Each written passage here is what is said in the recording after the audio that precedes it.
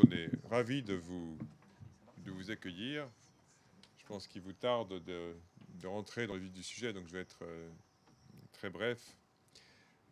Juste peut-être vous dire quelques mots sur l'Institut.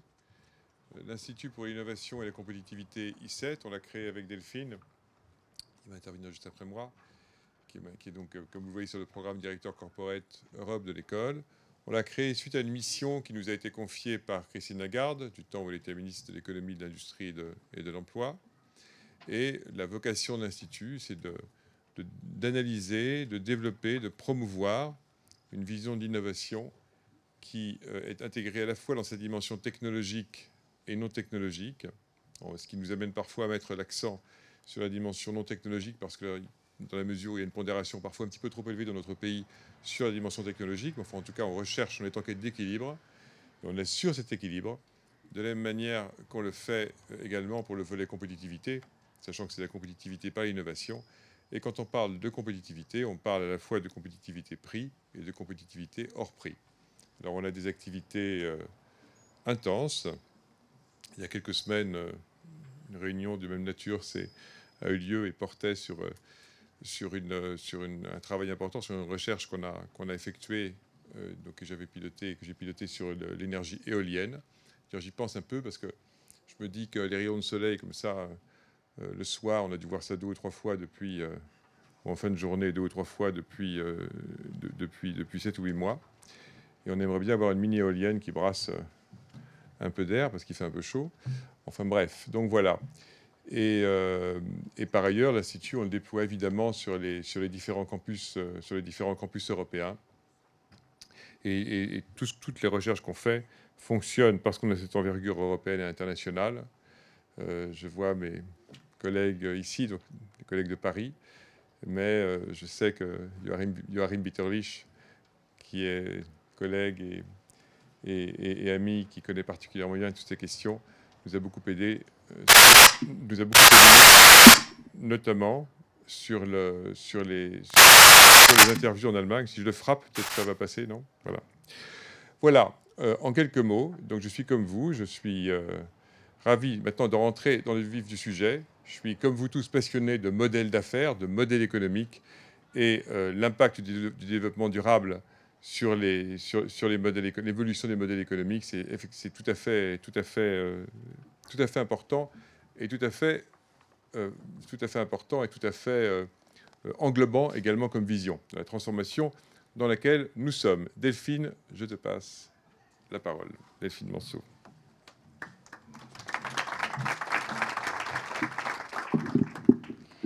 Bonjour à tous, je voudrais vous souhaiter la bienvenue à ESCP Europe et à l'Institut pour l'innovation et la compétitivité. Donc, vous êtes nombreux et j'imagine que vous êtes là pour entendre les résultats de l'étude. Donc moi, je vais essayer d'être le plus bref possible jusqu'à la présentation des résultats. Et puis, je reviendrai ensuite avec Catherine pour animer la table ronde et les débats avec vous. Donc, juste pour me présenter en 2 mots, moi, je suis professeure ici à ESCP Europe où je dirige la division corporate qui pilote l'ensemble des relations de l'école avec les entreprises à la fois en formation continue et puis aussi en termes de collaboration pour des recherches. Et je crois que l'étude que nous vous présentons ce soir est une belle illustration, puisque c'est une étude menée conjointement entre les professeurs-chercheurs de SCP Europe qui sont spécialisés dans l'innovation et dans le développement durable, et une entreprise, en l'occurrence Wever, qui a choisi de travailler avec nous sur ce sujet. Donc je voudrais déjà commencer par remercier toute l'équipe de Wever pour sa contribution au projet, et notamment sa dirigeante Catherine Ronge, qui parlera juste après moi, pour cette coopération. Ce n'est pas toujours évident de travailler conjointement entre une institution académique et un cabinet de conseil qui a d'autres types d'activités. Mais je crois que ça a été un cas assez exemplaire de coopération. Finalement, nous avons mis ensemble nos visions complémentaires du sujet, nos approches différentes sur les pratiques des entreprises et nos réseaux aussi et nos contacts avec différents secteurs. Alors, l'Institut pour l'innovation et la compétitivité, c'est, comme le disait Pascal, un think tank académique qui essaye d'analyser les nouvelles pratiques des entreprises en matière d'innovation. Nous essayons de repérer les pratiques émergentes en matière d'innovation, de les analyser, de comprendre au-delà des effets de mode ce qui se passe vraiment dans les entreprises ou dans les institutions que nous étudions, et aussi d'en dégager certaines recommandations à la fois à destination des entreprises et parfois à destination des pouvoirs publics. Il y a un peu plus d'un an, nous avions fait une étude sur l'Open Innovation qui s'appelait Open Innovation, What's Beyond the Buzzword, à partir du constat que tout le monde parle d'Open Innovation, mais nous voulions savoir ce qui se passe vraiment dans les entreprises autour de l'Open Innovation et les effets que ce type de pratiques peuvent avoir. Eh bien, c'est exactement le même type de démarche que nous avons suivi pour cette étude sur innovation et développement durable. Ce que nous appelons, nous, innovation durable, mais nous nous sommes rendus compte au fur et à mesure que innovation durable prêtait à confusion, puisque pour certains, innovation durable, c'est une innovation qui est là pour longtemps, mais qui n'est pas forcément si développement durable que ça. Donc voilà.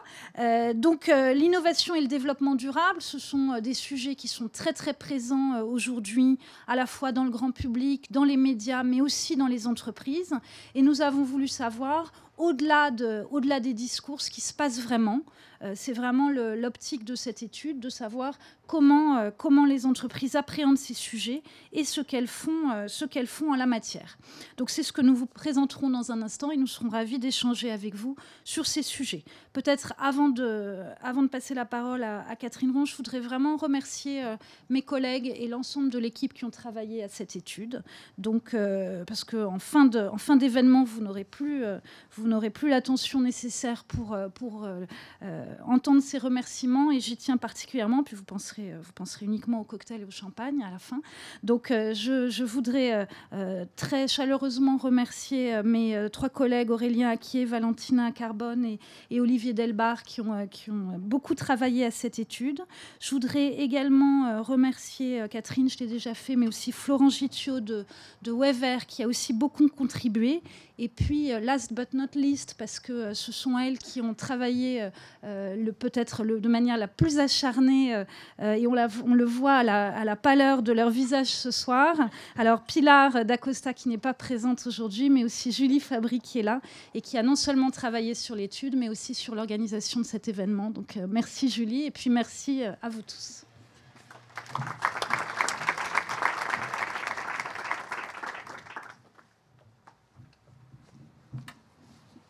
Écoute Delphine, merci pour cette belle introduction. Je crois que tu as couvert déjà pas mal de sujets. Merci aussi à Pascal Morand de nous accueillir ici et d'avoir fait ce mot d'introduction. Donc, comme vous l'avez compris, je dirige le cabinet de conseil Weave Air. Excuse-moi, je te reprends, c'est pour la 3e ou 4e fois, Delphine, mais je me permets de le faire. Donc, Weave, W-E-A-V-E. Donc, je m'appelle Catherine Ronge. Je dirige donc Weave maintenant depuis 8 ans. Nous sommes une équipe de 10 personnes. Florent, effectivement, a été largement impliqué sur cette étude, mais aussi, n'oublions pas tout le reste de l'équipe, toujours très motivé et passionné par tous ces sujets. Donc, Weaver, qu'est-ce que nous faisons? Nous sommes un cabinet de conseil en stratégie et innovation. Nous aidons nos clients à innover. Bon, c'est pas nouveau quand on s'appelle effectivement cabinet de conseil en stratégie innovation. Je pense que notre particularité, c'est qu'on a un regard développement durable. C'est-à-dire qu'on approche les entreprises et on aborde le sujet de leur stratégie avec ce prisme du développement durable. Je pense qu'il est notre marque de fabrique. C'est aussi la raison pour laquelle, bien sûr, nous avons conduit cette étude avec l'Institut pour l'innovation et la compétitivité. Au-delà d'avoir ce prisme, je pense qu'il aussi nous motive, c'est d'essayer de dépasser les logiques, on va dire, traditionnelles de l'innovation. Et bien sûr, quand je parle d'innovation, on est bien en phase, là aussi, avec ce que disait Delphine et l'équipe qui a travaillé sur le projet. On parle d'innovation au sens large. Mais effectivement, ce qui nous motive, ce n'est pas simplement de regarder des produits, les offres et d'essayer de les faire évoluer de façon incrémentale. notre conviction est que face aux défis qui sont devant nous, à l'évolution du contexte économique, des crises que nous traversons, eh bien, si on continue, j'allais dire, à faire business as usual, eh bien, on sait bien qu'à un moment donné, là, pour le coup, les entreprises ne seront plus durables. Donc, on a quelques beaux exemples dans le passé d'entreprises qui n'ont pas vu venir des concurrents qu'ils n'anticipaient pas. Voilà, donc notre métier, c'est ça, c'est aider nos clients à innover, à imaginer, à inventer de nouveaux business models pour être plus performants, plus durables et se positionner sur le marché de demain. Donc je tiens à remercier particulièrement l'équipe, et là c'était une équipe mixte. Pardon. C'était mieux comme ça ? Pardon. Donc je tiens à remercier tout particulièrement l'équipe mixte, et vous allez voir que dans les recommandations ou on va dire les illustrations qui ressortent de cette étude, le fait d'hybrider les compétences est quelque chose de très important. Eh bien, nous l'avons fait avant même d'ailleurs de lancer l'étude, puisque effectivement de mélanger des compétences plus liées de recherche, effectivement de réflexion, comme nous l'avons fait avec le SCP, et nos propres compétences au niveau de WeVer, des compétences qui sont très pragmatiques, hein, même si on a tous et on continue à faire de la veille et à s'enrichir, en particulier sur l'étude des nouveaux business models. Eh bien, cette hybridation, je crois, nous a permis de sortir une enquête très intéressante et d'avoir un terreau qui, j'espère, va vous inspirer ce soir. Voilà, donc, je vous invite, d'ailleurs, je fais un petit peu de publicité, hein, mais les temps sont ce qu'ils sont, donc n'hésitez pas à aller voir notre site. Vous verrez qu'on a une démarche d'innovation qui s'appelle l'Airlab, qui est intéressante et je pense qui permet de résoudre des problématiques comme celles auxquelles on est confronté aujourd'hui et qui, effectivement, essaye de résoudre les défis, et en particulier les défis de développement durable. Voilà, donc merci encore une fois à l'ESCP, à l'ICET, à la fabuleuse équipe, je crois, qui a été constituée, et je ne vais pas redonner tous les noms. Et n'oublions pas aussi que nous avons eu 4 experts qui nous ont accompagnés, en particulier dans une phase importante, qui était après la phase d'études qualitatives, de façon à lancer de façon plus large une enquête. Et nous les remercions donc pour leur aide dans l'amélioration de la compréhension du sujet. Donc je voudrais remercier Arnaud Berger, qui n'est pas là ce soir, qui est directeur développement durable. Je pense que certains d'entre vous le connaissent, du groupe BPCE, hein, Banque Populaire, Caisse d'Épargne. Je tiens aussi à remercier particulièrement, il est dans la salle, donc merci de nous faire l'honneur d'être là, Joachim Bitterlich. Désolé pour le prénom, hein, je n'ai pas l'accent de tout à l'heure. Joachim est professeur affilié à l'ESCP Europe, ancien chairman de Veolia Environnement en Allemagne et ancien conseiller auprès du chancelier Helmut Kohl.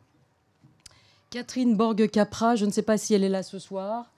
En tout cas, elle nous a aussi permis d'apporter une composante sur les aspects financement, directrice de la direction de l'expertise d'Oseo. Et enfin, Michel Daignet, je ne sais pas s'il est dans la salle, il n'est pas là. Il est responsable du pôle développement durable du Centre francilien de l'innovation. Donc là aussi, il nous a apporté, lui, une dimension plus PME. Donc encore merci, je pense que vous avez tous envie d'écouter cette étude. Donc je laisse la place à nos éminents professeurs qui ont travaillé pendant toutes les nuits et toutes les journées pour arriver à ce beau résultat. Merci à tous.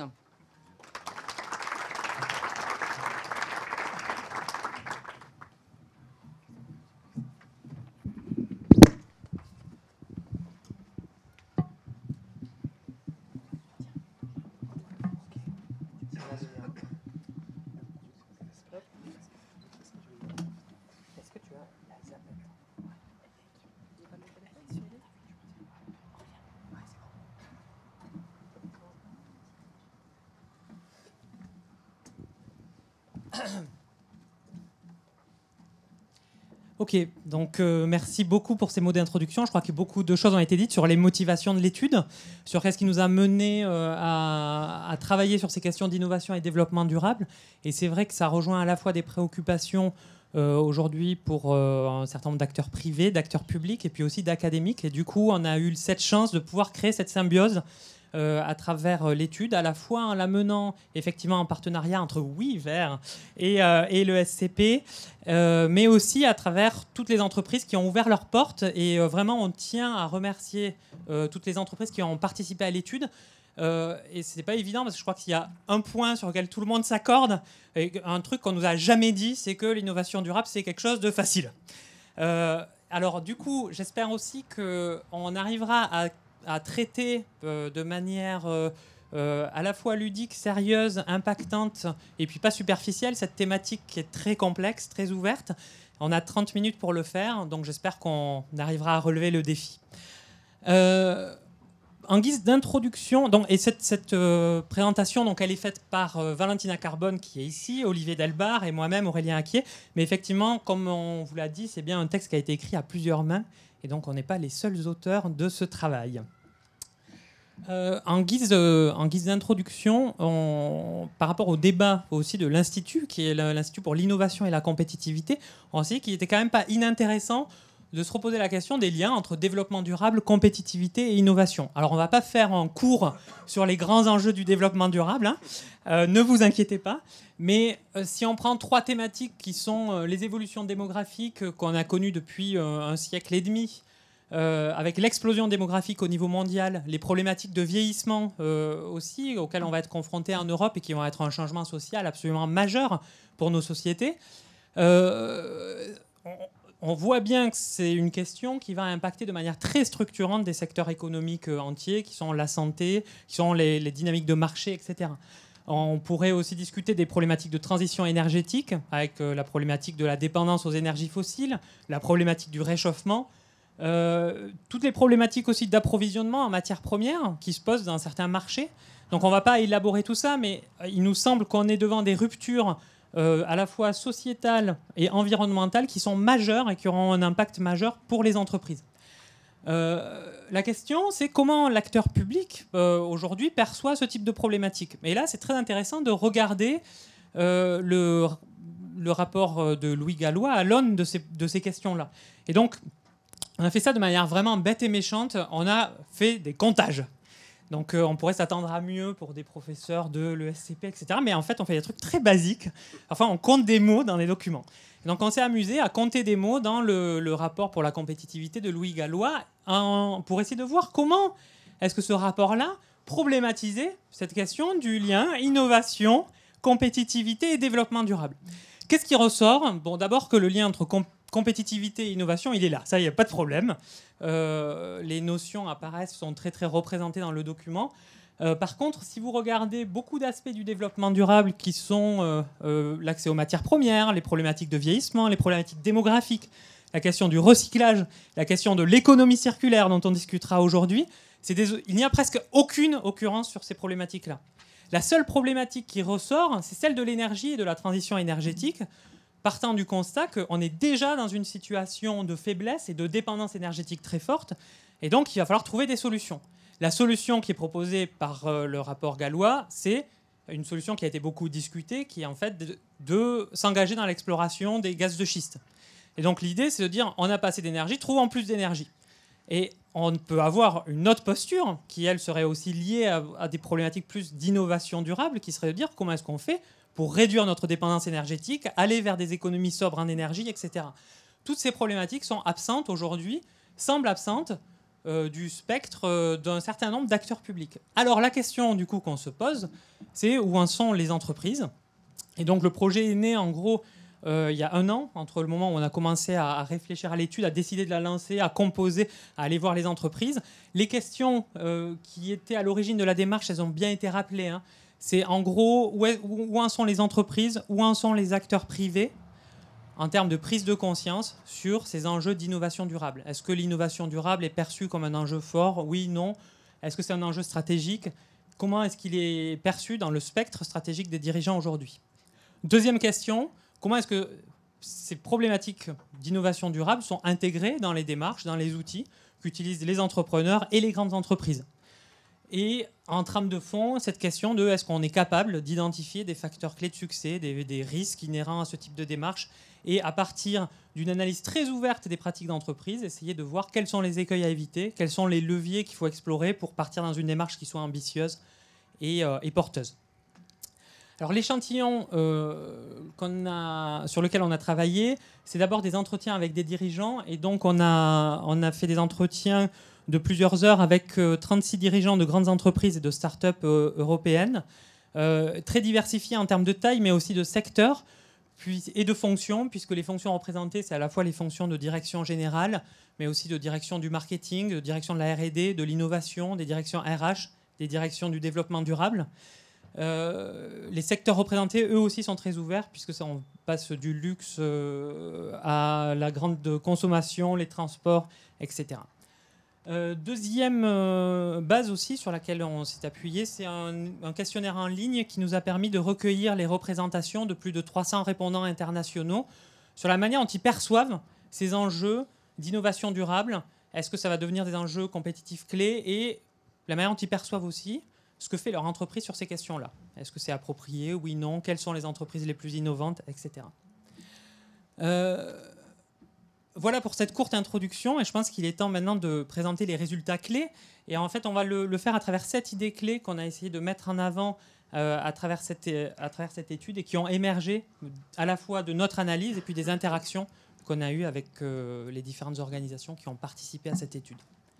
Alors, la première idée clé, c'est une idée assez générale qui servira d'introduction à la suite, mais c'est le fait qu'il y a globalement un accord pour dire que ces problématiques d'innovation durable et l'intégration du développement durable dans les stratégies d'innovation des firmes, c'est un enjeu qui est aujourd'hui perçu comme très important, mais extrêmement déstabilisant. Alors, on a 73% des dirigeants qui disent que les questions d'innovation durable sont un enjeu stratégique pour eux aujourd'hui.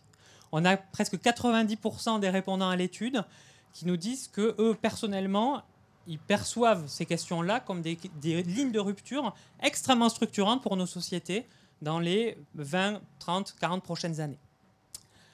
Le problème, c'est la complexité de l'objet. Et là, on a repris une citation qui n'est pas la seule citation qui va dans ce sens-là, mais qui illustre très bien cette idée.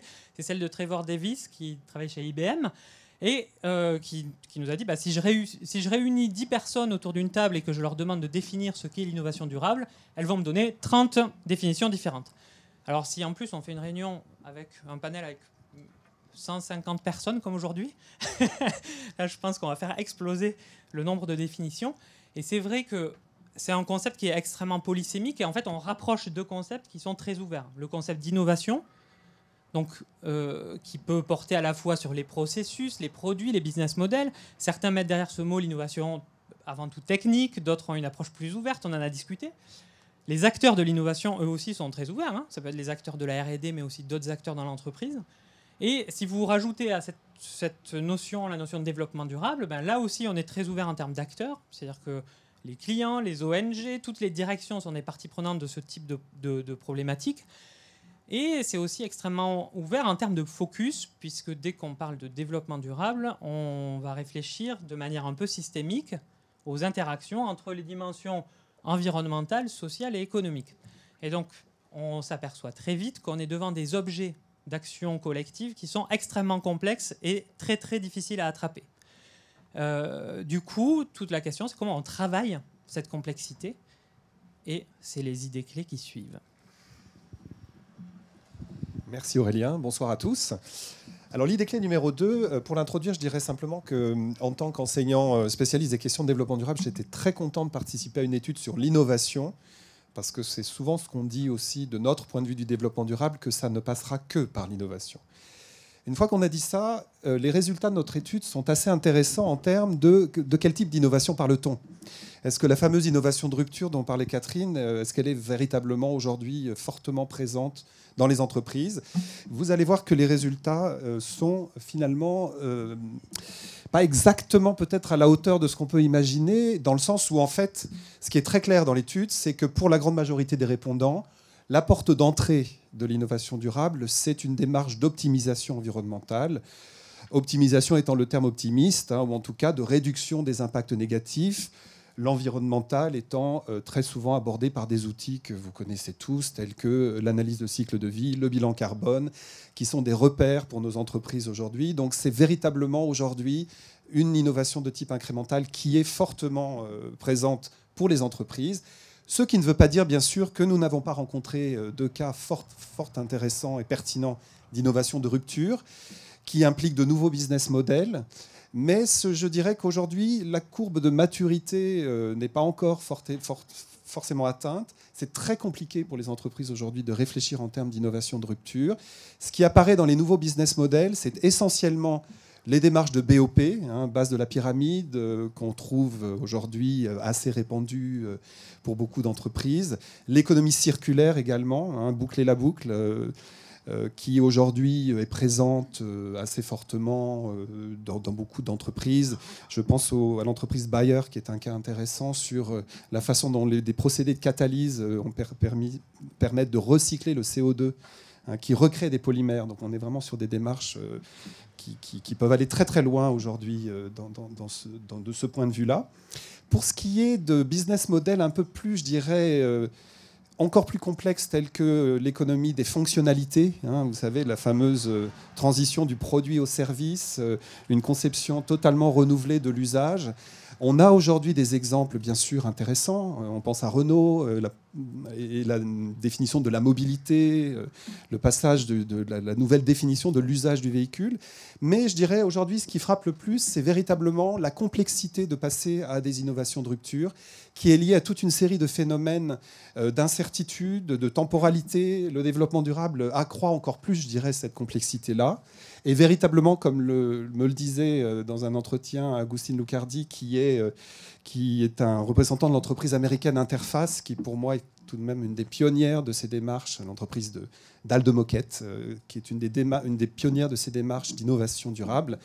L'essentiel derrière tout ça, c'est tout de même réfléchir à pas seulement de nouveaux modèles, c'est penser différemment, voir les choses différemment, repenser l'innovation, et donc ce qui implique un maximum d'acteurs, d'incertitudes. Mais je pense que nous avons tous conscience du fait que ces business models de rupture, ces innovations de rupture ne vont que s'accroître dans les années qui viendront. Voilà, donc ça c'était l'idée numéro 2. Je passe la parole à Valentina. Merci. Après ces deux premiers constats, d'une part la nature holistique et complexe d'un concept comme celui d'innovation durable, qui dérive lui-même de deux concepts déjà polysémiques et multidimensionnels, et d'autre part un peu le tâtonnement de cette démarche holistique, malgré le fait qu'on a pu constater la prise de conscience de la part des entreprises qu'une courbe d'apprentissage est nécessaire pour pouvoir évoluer d'approche d'abord incrémentale pour ensuite se situer dans une démarche plus révolutionnaire. Voyons qu'est-ce qui se passe aujourd'hui pour concilier ces démarches qui sont en fait très, très transverses et qui nécessitent un renouvellement de la façon de faire au sein des entreprises qui, encore aujourd'hui, notamment dans les grands groupes, héritent d'une forme d'organisation qui est, tout compte fait, très cloisonnée, assez fonctionnelle encore. Les grandes structures sont encore organisées par fonction, par métier, et donc les logiques même de pilotage et d'organisation des entreprises répondent à des logiques qui apparemment pourraient être contradictoires avec ces exigences qui, elles, demandent une approche renouvelée. Qu'est-ce qui se passe? Comment les entreprises se posent la question de la coordination de ces initiatives d'innovation durable? D'accord? Ça, c'est un peu quelque chose qu'on voudrait partager avec vous, avec notre idée clé numéro 3. Donc, qu'est-ce qu'on va voir? Quelles sont les pistes aujourd'hui qu'on a pu repérer au sein des entreprises à rencontrer pour gérer l'innovation durable en tenant compte des contraintes organisationnelles héritées? D'accord? Et qu'est-ce qu'on a remarqué? On a remarqué qu'on est en fait face à plusieurs pistes. Il n'y a pas l'approche unique pour pouvoir mener à bout ces initiatives d'innovation durable. Et on a repéré 4 stratégies principales dans la façon de concevoir, organiser et piloter les démarches d'innovation durable. Première approche, l'approche qui consiste à simplifier, à confiner, à simplifier l'enjeu complexe de l'innovation durable et donc à se concentrer sur une activité, une initiative, une technologie souvent bien spécifique. Là, vous voyez dans le petit cadran, vous voyez le ductal de Lafarge qui est une fibre en béton ultra résistante qui permet donc de optimiser l'utilisation des matériaux dans une industrie assez classique qui n'est pas remise en question pour autant, et donc qui permet à Lafarge de pouvoir se positionner sur un créneau particulier sans pour autant bouleverser son métier d'origine ni la structure du marché. Donc ça, c'est un peu une approche confinons, désystématisée et simplifions la gestion et l'approche à l'innovation durable. Pour autant, il y a des situations dans lesquelles cette approche n'est pas viable, parce que peut-être l'enjeu dépasse le métier, le savoir-faire propre de l'entreprise, nécessite de s'éloigner du corps de métier initial, et donc il faut que l'entreprise aille plus loin dans le renouvellement de sa façon de faire. Et là, nous avons d'autres types de stratégies que nous avons rencontrées. La deuxième stratégie, c'est le pilotage d'un portefeuille de projets innovants.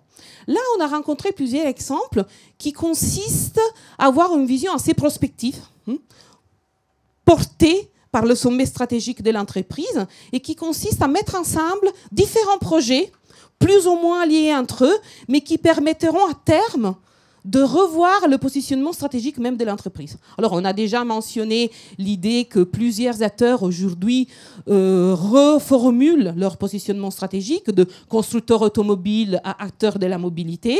Et dans ce même secteur, là, je vous ai montré l'exemple de Bosch, qui, tout en continuant à agir comme l'un des acteurs qui fournit des composants dans le marché assez classique, tout en essayant de réduire les émissions des composants proposés, il développe aussi à côté toute une série de services innovants qui dépassent le rôle traditionnel de fabricant de composants pour différents secteurs industriels. Donc ça, c'est l'idée de gérer un portefeuille qui, à terme, va être très disruptif. Donc vous voyez qu'on avance déjà vers une façon d'apprendre l'innovation durable qui dépasse un peu et met en danger le business model initial de l'entreprise. Troisième façon de faire consiste à créer des nouvelles marques ou divisions. C'est-à-dire, pourquoi plusieurs entreprises suivent cette piste? D'une part, parce que peut-être il y a un marché qui est là, prêt à être conquis et qui est rentable et qui permet donc d'y entrer décidément. Ou d'autre part, ça peut être le résultat d'une stratégie plus de tâtonnement, essayons d'essayer une nouvelle façon de faire, mais sans pour autant abîmer et mettre en question complètement notre business model qui est valable peut-être dans nos marchés, dans nos pays, et allons voir dans les pays BOP, dans les marchés BOP ou dans d'autres pays, comment on peut amener l'électricité à bas coût et mettre en place, par exemple, toute une démarche pour desservir l'électricité à des populations jusqu'à ce moment pas trop favorisées dans ce sens. C'est la démarche BIBOP de Schneider Electric, assez connue et assez souvent mentionnée. Mais créer de nouvelles marques et divisions, ça permet aussi à terme de renouveler encore une fois son propre positionnement. Vous voyez là, c'est pas pour un regatta, c'est Generali qui a lancé une nouvelle marque, une nouvelle division qui est Agir pour notre demain, pour notre futur, qui consiste en fait en tant qu'assureur à proposer à des entreprises, notamment des PME, une démarche de audit global au-delà des critères financiers traditionnels qui sont traditionnellement mobilisés aussi pour les assureurs pour déterminer le prix de leur service. À la suite de cette démarche, Generali attribue un label qui permet d'une part de donner plus de visibilité aux entreprises qui s'inscrivent dans une prise en compte des critères sociaux, environnementaux en utilisant des standards qui existent, ISO, la prise des risques, l'efficience énergétique ou même les contraintes sociales. Et d'autre part, ça permet effectivement à l'entreprise de proposer des services qui soient à plus bas prix et des conditions plus avantageuses pour les clients qui seraient passés par cette démarche. Donc, vous voyez là, une nouvelle division pour entrer différemment peut-être dans le même marché, quitte à le bouleverser, à le renouveler par la suite. Quatrième stratégie qu'on a pu mettre en avant concerne la volonté de certaines entreprises de ne pas gérer directement et de ne pas prendre le risque d'être trop disruptif dans la façon habituelle de faire, mais d'essayer d'innover dans le sens de la durabilité en nouant des partenariats ou en réalisant toute une série d'acquisitions externes, ou même encore plus loin, en créant des fonds d'investissement. Et là, vous voyez l'exemple du fonds d'investissement pour la mobilité durable, autre la mobilité autrement, un fonds piloté par la SNCF avec d'autres grandes entreprises et qui essaie de financer et de promouvoir le développement de services innovants dans la mobilité en Europe. Donc, vous voyez, ça, ce sont 4 stratégies qui ne s'excluent pas forcément l'une avec l'autre, mais qui nous permettent de saisir différentes façons d'apprendre et d'intégrer l'innovation durable au sein des structures organisationnelles des entreprises. C'est une vision qui concerne d'abord les grands groupes, mais vous voyez que dans plusieurs de ces options, vous avez quand même l'implication de start-up et de PME innovantes qui peuvent rentrer à faire partie de ce système multi-acteurs qui est en train de se dessiner. Le multi-acteur revient pour l'idée clé, numéro 4, qui consiste à une prise de conscience assez aboutie, assez partagée, qui consiste à dire qu'un renouvellement des compétences est nécessaire, et un renouvellement des modes de pilotage et des indicateurs utilisés pour pouvoir gérer au mieux ce type de démarche d'innovation durable. 2 citations pour juste conforter, je pense, des idées qui sont assez partagées, même par vous ici dans la salle. L'innovation durable ne peut pas être faite par une approche unique, cloisonnée, et nécessite de se nourrir de l'expérience, de vécu, de l'expertise de plusieurs origines différentes. Et beaucoup d'acteurs nous ont tout de suite reporté sur la nécessité d'intégrer des acteurs qui se trouvent à l'extérieur de l'entreprise. Donc c'est multidisciplinarité, mais aussi pluralité d'acteurs en termes des acteurs qui n'appartiennent pas au périmètre de l'entreprise. C'est là avec une dilatation. Donc, il s'agit là d'une dilatation de l'espace, de l'innovation, mais il y a aussi une dilatation du temps. De l'innovation durable notamment, l'horizon temporel dans lequel il faut réfléchir s'inscrit dans le moyen terme, souvent dans le long terme.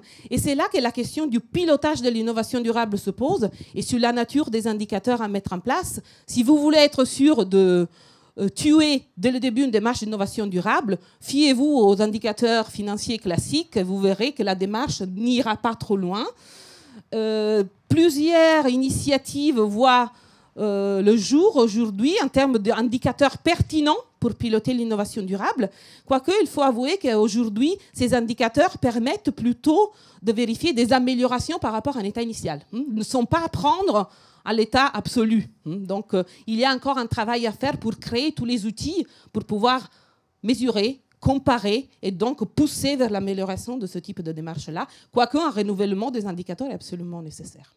Voilà pour l'idée numéro 4. Et Olivier revient. Je reviens, merci. Alors l'idée numéro 5, fort logiquement, on s'est posé la question de l'influence respective des parties prenantes. Et on en a véritablement distingué 2 qui, de toute évidence, pour beaucoup d'entreprises et pour la grande majorité des répondants, sont les parties prenantes les plus saillantes en termes d'influence, de poids, d'incitativité.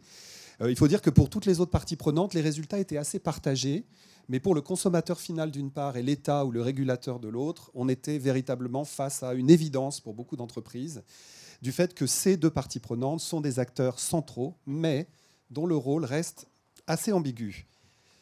Pour des raisons finalement que je vais expliciter un peu plus, si on prend le consommateur, très clairement, le consommateur aujourd'hui est un levier évident. Toutes les entreprises mettent le consommateur en tête des parties prenantes face auxquelles les réponses doivent être apportées en matière de développement durable. Le consommateur a des attentes très fortes, toutes les études le montrent. Et puis en même temps, ce consommateur, il est très contradictoire, il est très ambigu. Il est très ambigu déjà dans sa façon de se comporter lorsqu'il s'agit de passer à l'acte d'achat. Il est très ambigu aussi dans sa perception des valeurs liées au produit. Il est clair que la valeur perçue d'un produit n'intègre pas forcément aisément la valeur étendue à l'environnemental et au social que l'innovation durable va apporter. Donc se posent des ambiguïtés très nettes. Un cas intéressant est celui d'Air France, où Air France nous expliquait que plusieurs de leurs actions étaient plus ou moins bien clairement perçues par les consommateurs. Lorsqu'il s'agit de remplacer, vous savez, les petits écouteurs par des casques beaucoup plus confortables, il est assez évident d'expliquer, le consommateur perçoit assez facilement le fait que le confort et la qualité sont meilleurs.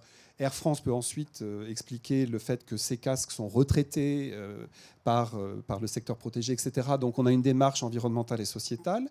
Par contre, lorsqu'il s'agit de remplacer des couverts par des couverts jetables, il est un peu plus compliqué d'expliquer aux consommateurs qu'il y a une valeur étendue environnementale forte et qu'il vaut mieux jeter ces couverts plutôt que de traiter des couverts en dur. Vous comprenez comme moi que le consommateur a un petit peu du mal à s'y retrouver. Donc les signaux sont assez contradictoires. Toute la difficulté aujourd'hui, effectivement, est véritablement de prendre en compte ces contradictions du consommateur et d'adopter, je dirais, la meilleure communication possible face à cela. Pour ce qui est de l'État, du régulateur, les choses sont un petit peu similaires. L'État, pour une grande majorité des répondants, on est en France, donc on a quand même beaucoup de répondants français. Ça ne surprend pas que les entreprises insistent fortement sur l'État régulateur incitateur. On attend la réglementation. La réglementation va bien sûr nous pousser à aller plus loin.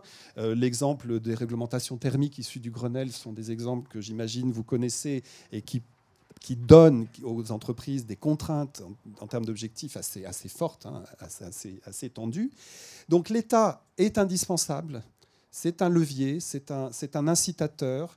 Il doit intégrer les exigences de développement durable dans les appels d'offres, bien sûr. Les marchés publics ont été souvent mentionnés. C'est au moins 15% de notre PIB. Donc c'est vrai qu'on a ici, dans ce cas-là, un véritable levier. Mais au-delà de ça, l'État doit véritablement infuser dans toutes ses démarches ces exigences de développement durable.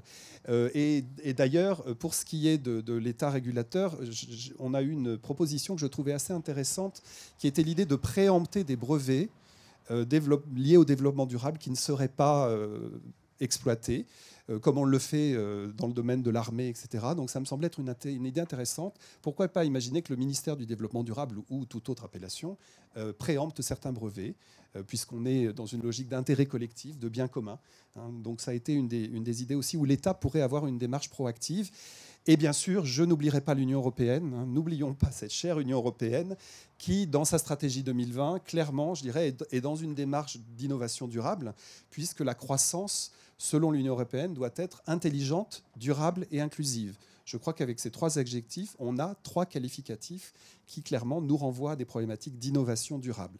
Le problème repéré par de nombreux répondants concernant l'approche européenne et le fait que même si le niveau européen est archi dominant pour les droits de l'environnement, vous savez peut-être qu'aujourd'hui 80% environ de nos droits nationaux sont issus du droit européen concernant l'environnement. Donc le levier européen est évidemment indispensable. Mais vous savez aussi comme moi que la plupart de ces réglementations, enfin de ces législations sont des directives et que la transposition dans le droit national peut donner lieu à des ajustements plus ou moins importants selon les pays. Donc pour les entreprises, la complexité est forte. Et les entreprises attendent plus de lisibilité, de prévisibilité lorsqu'il s'agit effectivement de diffuser et d'implémenter cette législation européenne dans des contextes locaux, mais qui sont tous finalement issus du marché européen. Donc voilà, je dirais que pour ces deux parties prenantes-là, on est face à des acteurs absolument incontournables, mais encore assez ambigus. Je continue d'ailleurs, je me donne la parole pour l'idée numéro 6. Alors, je pense que c'est un élément assez important et qu'on a du mal un petit peu à aborder parce que c'est l'idée des échecs, des échecs qui ensuite vont nous conduire à la réussite, ce que les anglo-saxons appelleraient les successful failures. Et alors là, je pense que c'est un point évidemment très important, mais un petit peu délicat. Bien sûr, il est nécessaire d'apprendre de ces échecs. C'est une règle d'or dans une démarche d'innovation. Cela dit, dans une démarche d'innovation durable, je crois que les facteurs de complexité s'accroissent. Et on est sur des horizons de temporalité de plus en plus incertains, sur un jeu d'acteurs encore plus complexe. Et donc, par rapport à ce successful failure, je vous raconterai une petite histoire. C'est le cas d'Interface, cette entreprise que j'ai déjà mentionnée, qui donc crée des dalles de moquette. Et à un moment, dans le développement de leur offre et dans l'élargissement de leur offre, ils ont essayé d'intégrer dans leurs dalles de moquette de la céramique, enfin d'avoir des produits hybrides, parce que la céramique est un sol qui plaît dans des marchés du Sud, par exemple européens, etc. Donc ils se sont mis en contact avec une ONG indienne, et ils ont travaillé, et ils ont essayé de lancer des produits hybrides. Ça n'a pas marché du tout, ça a été une grande déception pour Interface, mais qui en a tiré deux leçons très très fortes, et l'entreprise insiste beaucoup sur cette démarche de successful failure. La première, c'est que d'une part, ça leur a appris à travailler avec des ONG indiennes. Aujourd'hui, ils développent toute une série de produits avec ces ONG, ce qui n'était pas forcément présent dans la culture d'interface. Et surtout, ils ont, à partir de cet échec, réfléchi à proposer des moquettes qui finalement sont leur métier, mais des moquettes qui soient très très fines et qui s'apparentent à des sols durs. Donc la céramique et le travail de réflexion sur la céramique les a finalement poussés à développer des produits et qui marchent très très bien aujourd'hui. Donc c'est vraiment un échec qui a été une réussite. On aura, je pense, des exemples au cours de la table ronde pour nourrir encore plus ces questions-là. Voilà, donc ne pas oublier, c'est difficile dans notre culture de reconnaître, de ne pas céder à la culpabilité ou à la culpabilisation, mais l'échec est aussi un gage de réussite. Je redonne la parole à Aurélien. En fait, on va essayer d'aborder la dernière idée clé et d'enchaîner rapidement sur la conclusion. Donc, l'idée clé numéro 7, c'est une idée qui est liée en fait, à tout ce qui a été dit, c'est-à-dire qu'on vous a beaucoup parlé de la complexité, du multi-acteur, etc. et de la difficulté en fait, à penser ces questions-là dans l'échelle classique de l'entreprise telle qu'on la connaît aujourd'hui. Et du coup, un enjeu très fort, c'est d'arriver à changer d'échelle et d'innover au-delà des frontières de la firme. Et pour cela, en fait, il nous semble très important de réfléchir à l'échelle des écosystèmes d'affaires. Alors, vous connaissez tous, je pense, la notion d'écosystème naturel. En fait, un écosystème, c'est quoi? C'est un biotope qui est en fait le contexte de la vie, avec des matières minérales, de l'énergie, etc. Et puis de la vie qui va se développer là-dessus. Et en fait, l'idée des écosystèmes, c'est que l'ensemble des êtres vivants sont en interaction, qu'on ne peut pas analyser une espèce indépendamment des autres, et que tout cela est en équilibre permanent, et que le changement d'un acteur peut bouleverser l'ensemble de l'écosystème. Et donc, il faut arriver à réfléchir aux interdépendances. Pourquoi est-ce qu'on parle de ça? Parce qu'il nous semble que dès qu'on discute des problématiques de développement durable, il faut réfléchir au-delà des frontières de la firme.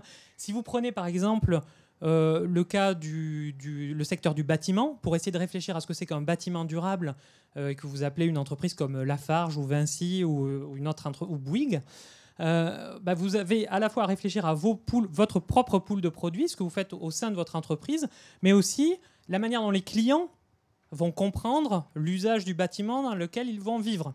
Et qu'est-ce que ça veut dire? Utiliser un bâtiment à haute performance énergétique. Aujourd'hui, on sait très bien que la performance énergétique des bâtiments, elle est là sur le papier, et en fait, elle se dégrade très très fortement dès qu'un habitant investit le lieu. Et donc, la question de comment on maintient le lien jusqu'au client final est très très importante. Mais ce n'est pas suffisant. Parce qu'il faut réfléchir avec les concurrents, les distributeurs et surtout les fournisseurs et prestataires, c'est-à-dire les acteurs qui vont travailler en aval et qui vont faire la pause lors de la phase de fabrication du bâtiment. Essayer de voir si on peut travailler aussi avec des institutions de recherche et de formation pour évaluer la performance énergétique, essayer de trouver des modèles qui permettent de faire cela. La problématique des acteurs publics et des agences de standardisation, et puis toutes les autres parties prenantes qui sont autour. Et donc, dès que vous voulez penser des objets, repenser la performance environnementale ou sociale d'un objet, vous êtes obligé de penser à l'échelle d'un écosystème. Alors, comment on travaille sur ces nouveaux objets? Comment est-ce qu'on peut essayer de réfléchir sur ces nouveaux objets? Pour nous, il y a 3 axes en fait, qui sont très importants pour faire émerger et transformer ces écosystèmes d'innovation durable. Le premier, c'est de raisonner et d'utiliser au maximum l'intelligence collective qu'il y a dans un écosystème. Et au lieu d'essayer de tout privatiser, en gros, au sein de l'entreprise, essayer de développer des collaborations à chaque fois que c'est possible. Alors, il y a plein d'initiatives qu'on a observées à travers l'étude à l'intérieur de la firme, pour essayer déjà de décloisonner ce qui traditionnellement est cloisonné dans différentes fonctions, dans différents pays. Et donc là, on a les cas de CEMEX ou d'Interface qui ont essayé de mettre en place des plateformes et des démarches pour essayer de faire de l'innovation croisée entre leurs fonctions. Et ça peut passer aussi par des démarches de formation où on va faire travailler les dirigeants sur des projets d'innovation. Et c'est des choses qu'on fait d'ailleurs à l'ESCP. Il y a après des logiques qui ouvrent complètement au-delà des frontières de la firme. Et là, on rentre sur toute la thématique de l'open innovation. Bon, donc pour tous ceux qui étaient déjà là lors du lancement de Open Innovation, What's Behind the Buzzword, vous savez déjà ces choses-là, mais beaucoup d'entreprises aujourd'hui ont recours à des plateformes d'information et de recherche dans lesquelles elles peuvent solliciter l'ensemble du monde pour travailler sur des questions de recherche sur lesquelles elles butent. Et donc, par ce biais-là, vous avez des entreprises qui butaient sur un problème technique rédhibitoire dans le développement d'un produit et qui trouvent en 3 jours la solution en passant par ces plateformes où vous avez des innovateurs locaux qui peuvent contribuer, déposer des brevets, être rémunérés, etc. Ces choses-là vont révolutionner, on le pense, la manière dont on voit le développement durable aujourd'hui dans l'entreprise. Il y a déjà aujourd'hui des communautés qui se créent, notamment Open Source Ecology, pour essayer de mettre en relation des concepteurs très éloignés dans différents endroits du globe pour trouver des schémas de conception radicalement verts et radicalement peu coûteux sur des biens qui sont nécessaires au développement d'une activité économique. Le projet est parti notamment d'un étudiant qui, après ses études, a lâché ses études d'ingénierie, a voulu lancer sa ferme aux États-Unis. Le problème, c'est qu'il n'avait pas un rond, il était endetté comme beaucoup d'étudiants américains. Et du coup, il a essayé de mettre en place un projet collaboratif avec d'autres ingénieurs pour essayer de mettre en place un schéma de fabrication d'un tracteur en 2 mois par 3 personnes, avec juste les matériaux qui sont de l'acier, un moteur fonctionnel et rouler jeunesse. Ça, c'est des choses qui vont sans doute profondément révolutionner la manière dont on conçoit les produits aujourd'hui. Si on considère aussi l'explosion des Fab Labs, l'explosion des imprimantes 3D aussi, il y a des choses qui nous semblent bouger sur la manière dont les entreprises peuvent exploiter toute cette intelligence collective. Le dernier point, c'est ce que soulignait Olivier sur le fait de préempter des brevets. Alors ça peut paraître un peu communiste, l'idée que l'État va préempter des brevets dès qu'il y a de l'utilité publique. Mais en fait, il y a des entreprises qui sont communistes. Et notamment, Nike, depuis 2009, a mis en place une plateforme qui s'appelle The Green Exchange et qui consiste justement à socialiser des brevets à forte dimension environnementale qu'elle n'utilise pas dans ses murs. Et donc là, on voit que ces questions d'innovation durable, en fait, sont très profondes parce qu'elles nous amènent à repenser quelque part la notion de droit de propriété, la notion de pour qui on innove, pourquoi on innove. Et donc, il y a des questions qui nous semblent très, très profondes derrière ce mouvement-là. Deuxième aspect, pour faire émerger ces écosystèmes, il faut regarder les manières de structurer l'information et de s'accorder sur des orientations communes. Dès qu'on a une multiplicité d'acteurs, le problème, c'est qu'ils ne sont pas d'accord, qu'ils ne voient pas les mêmes choses. Et donc, au cours de ces dernières années, il y a eu énormément d'innovations politiques multi-acteurs. Donc ça, c'est toutes les initiatives multi-parties prenantes qui se sont développées, qui visent à mettre des acteurs très hétérogènes autour de la table et essayer de s'accorder sur une orientation commune. Mais il y a aussi tout un truc qui n'est pas trop regardé et qui nous semble être un enjeu très très fort aujourd'hui, sont toutes les innovations en termes de systèmes d'information. Dassault Systèmes a révolutionné la manière dont on conçoit les objets qu'on utilise tous les jours à travers ces outils partagés de conception 3D. Si on utilisait ces objets-là dans des démarches de développement durable, on serait peut-être beaucoup mieux en mesure de piloter l'impact environnemental des produits et des services qu'on essaye de transformer aujourd'hui. Dans la même veine, il y a la question de comment est-ce qu'on donne de l'information au consommateur final. Là, vous avez des choses qui vont se transformer très radicalement aussi à travers les smartphones. Les smartphones sont un dispositif qui va permettre d'apporter beaucoup d'informations nouvelles au consommateur final. Vous avez par exemple l'application Boycott, qui en fait a été téléchargée un nombre incalculable de fois au cours de ces derniers mois aux États-Unis, qui vous permet, lors de votre expérience de shopping, de générer l'arbre généalogique de votre produit et de savoir en gros, au-delà de la firme, avec qui elle collabore, quel est le process de fourniture du produit, comment il a été distribué, est-ce que l'entreprise a financé les campagnes de tel ou tel acteur. Et donc vous avez des outils qui permettent de multiplier très fortement la capacité informationnelle des acteurs. Ça, c'est des choses qui vont faire bouger les écosystèmes. Dernier point, faire attention à l'interconnexion des acteurs dans ce système. Et là, il faut absolument avoir de nouveaux intégrateurs. C'est-à-dire qu'il y a plein de places pour des entrepreneurs qui vont reconnecter les pièces du puzzle. Et là, c'est tout ce qu'on observe à travers les standards. Vous avez les standards en matière de construction durable, les standards en matière de commerce équitable, toute la structuration des filières qu'on est en train d'observer. C'est des outils qui permettent de reconnecter les acteurs, de voir, de structurer ce qui doit être fait le long de la chaîne et de visibiliser la performance auprès du client final. Ce genre d'objets, c'est des choses qui font bouger les écosystèmes et c'est des points qu'il faut absolument regarder dès qu'on essaye de raisonner sur l'innovation durable. Conclusions et recommandations, je vais passer assez rapidement.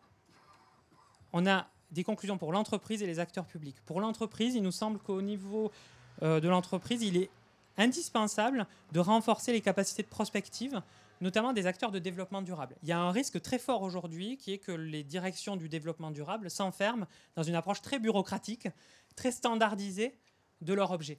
Et il nous semble que si elles n'arrivent pas, pour beaucoup, alors c'est pas une généralité absolue, mais si beaucoup d'acteurs aujourd'hui en charge du développement durable n'arrivent pas à devenir des experts forts sur leurs questions et avoir des capacités prospectives beaucoup plus fortes, il y a un risque qu'elles ne soient pas équipées pour faire face aux enjeux qu'elles sont censées gérer, en fait.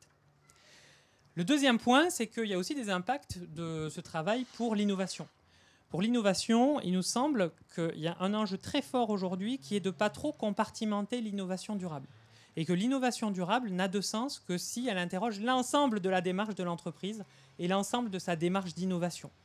C'est-à-dire que si vous avez un projet dans un coin, le projet ne va pas vivre très très longtemps. Par contre, là où l'innovation durable peut devenir très intéressante, c'est au moment où on l'utilise comme un objet politique. Donc il faut assumer la dimension politique, le fait qu'on parle du bien public, pour s'interroger sur pourquoi on innove, quelles valeurs d'entreprise on essaye de porter. Et ça, c'est un moyen d'ancrer de manière extrêmement stratégique ces questions d'innovation durable. Conseil pour l'acteur public et les institutions de formation. Pour l'acteur public, je vais passer rapidement sur les deux premiers points. Le premier, c'est d'introduire systématiquement les enjeux d'innovation durable dans la réflexion sur la compétitivité, parce qu'on voit que ce n'est pas du tout naturel aujourd'hui. Le deuxième conseil qu'on pourrait formuler, c'est de rassurer les acteurs privés sur la pérennité des orientations et du cadre institutionnel. Alors ça, c'est sûr que c'est facile à dire, sachant que l'acteur public est pris devant des incertitudes tout aussi radicales que l'acteur privé. C'est-à-dire qu'on est très souvent dans des situations où on ne sait pas. Et donc là, effectivement, il faut trouver des mécanismes qui permettent de donner un horizon de stabilité. On n'est pas encore à même de formuler les bonnes réponses là-dessus. Troisième axe, essayer par le biais de l'action publique de favoriser les écosystèmes d'innovation durable.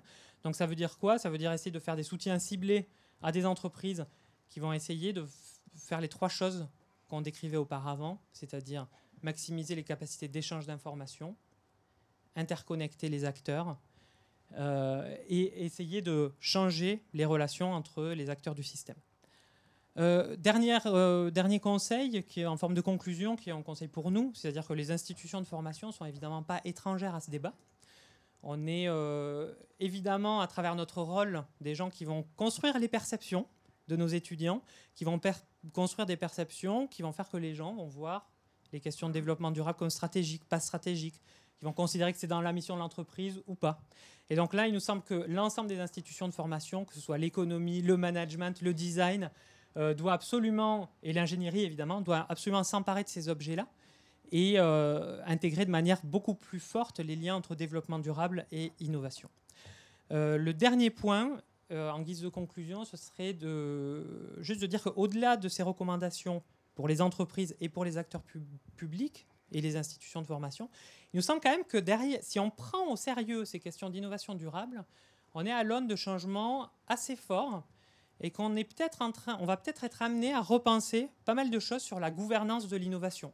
C'est-à-dire pourquoi est-ce qu'on innove, comment on pense le bien public en parallèle de l'innovation, et on va peut-être être amené à réfléchir à des questions de droit de propriété. C'est-à-dire comment est-ce qu'on attribue de la propriété lorsque l'innovation est co-conçue, lorsqu'elle, de facto, au moment où on la pense, elle inclut des questions de bien public. Alors ça, évidemment, c'est des débats qui nous dépassent, qui sont juridiques et qui n'étaient pas directement dans le scope de cette étude. Mais je pense que ça fait vraiment partie des enjeux qui sont derrière ce qu'on est en train de manipuler et qu'il faut en avoir conscience. Voilà, on vous remercie.